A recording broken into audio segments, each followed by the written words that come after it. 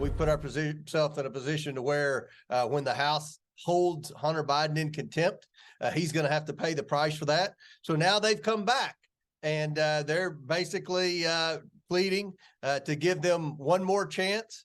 And if they set a date within the next few weeks in good faith, then we'll entertain an opportunity for him to come in for the deposition. So we're negotiating. We'll see what happens. House Republicans have hit the pause button on the Hunter Biden contempt push as they restart talks for him to testify. However, Democrats now are actually just trying to nix the whole thing. I'm just wondering whether this whole Hunter Biden thing is a sideshow in an attempt to distract people because they actually don't have the votes to impeach. Well, this for Hunter Biden is really problematic. He's also asking a court to toss out felony gun charges against him. Federal prosecutors now have told a judge to reject those efforts and revealed investigators found cocaine on Hunter Biden's gun pouch. Hunter had claimed that he's being targeted for political reasons. Special counsel David Weiss's team is pushing back on that, saying that the evidence against Hunter Biden is overwhelming. This quote, the defendant's theory of vindictiveness is simply not credible.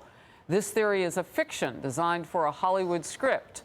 Jason Chaffetz, former Republican congressman for Utah and Fox News contributor. Jason, great to see you. First of all, let's talk about that gun charge, because what he did was he lied on a form about drug abuse and got a gun anyway. And the rest of us would have a problem with that, like years in prison. Yeah, it took an abnormal number of years. This is a simple gun case. It supposedly happened. The allegation is in 2018. Now we're just coming around to getting to it. Look, if not for a judge, if not for some whistleblowers, the whole Hunter Biden case, I think, would be off in the distance. And then obviously the sloppiness of Hunter Biden of leaving his laptop up there for everybody to look at. But you know, when you have David Weiss going out there saying the evidence is overwhelming, and to blame it on Republicans is absurd. That's like it wouldn't even fit a Hollywood script. I think the prosecutor makes a really good point. And to find cocaine residue is the allegation on the case of the gun. I mean, whoa, good luck defending that. We'll see how his attorneys do with that one. Yeah, the last time we talked about coke and the Biden name happened at the White House when some mysteriously showed up near an entryway. I mean, you know. Anyway, more than 3 years after the New York Post reporting, the DOJ finally acknowledging the contents of Hunter Biden's infamous laptop are legitimate, as Jason Chaffetz just said. And this is according to a new court filing. Miranda Devine posted, "Don't hold your breath for a retraction from Joe Biden, the Dirty 51 or dishonest media operatives. They blamed Russia when the Bidens knew it was Hunter, and so did the FBI. Hunter also blamed Russia when he was caught using adultery site Ashley Madison." It's Russia. It's not. Jason? Look, I saw an interview with Jill Biden, and no doubt, look, the mother of somebody who's being prosecuted is going to see things a little differently than everybody else.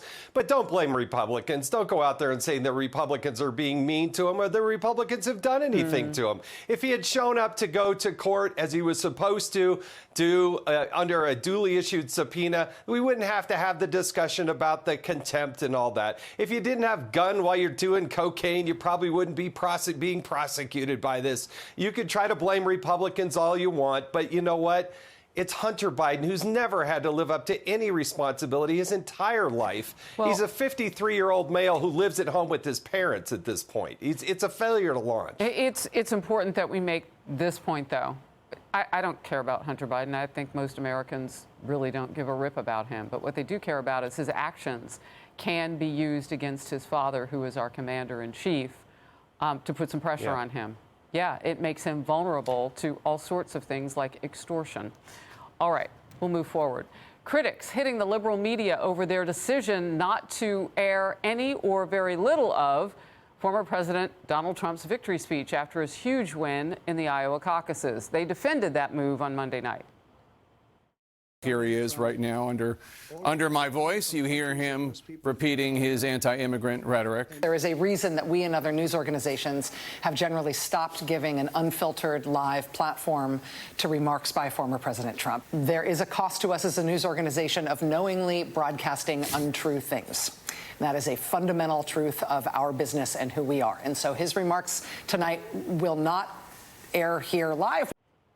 Senator Marco Rubio of Florida posted this: U.S. media refusing to carry Trump's speech live last night after a historic Iowa victory is exactly how undemocratic regimes abroad use state-run media to try to delegitimize, dismiss, and discredit their political opposition. Jason.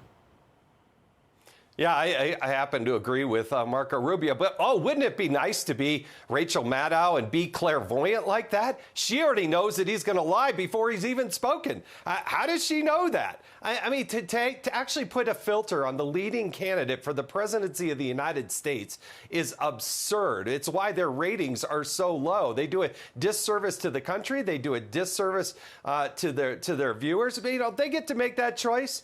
But for Jake Tapper to say his anti-immigrant policy, no, President Trump is anti-illegal immigrant.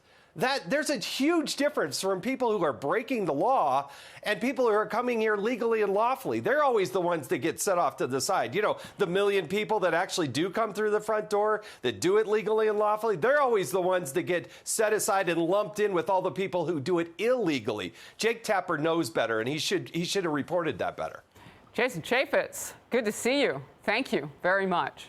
Hey everyone, I'm Emily Campagno. Catch me and my co-hosts Harris Faulkner and Kaylee McEnany on Outnumbered every weekday at 12 p.m. Eastern, or set your DVR. Also, don't forget to subscribe to the Fox News YouTube page for daily highlights.